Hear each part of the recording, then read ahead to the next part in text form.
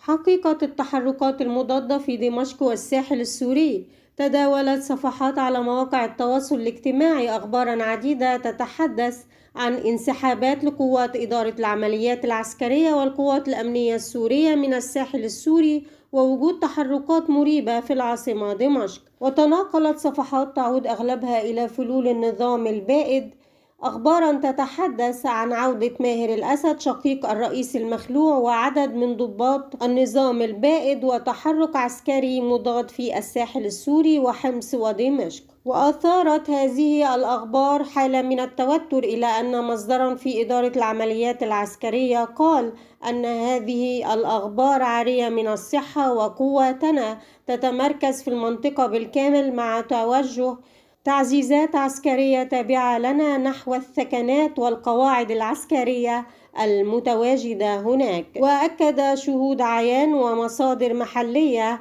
أن لا صحة للأخبار التي يتناقلها عدد من فلول النظام البائد عبر مواقع التواصل الاجتماعي بهدف إثارة البلبلة.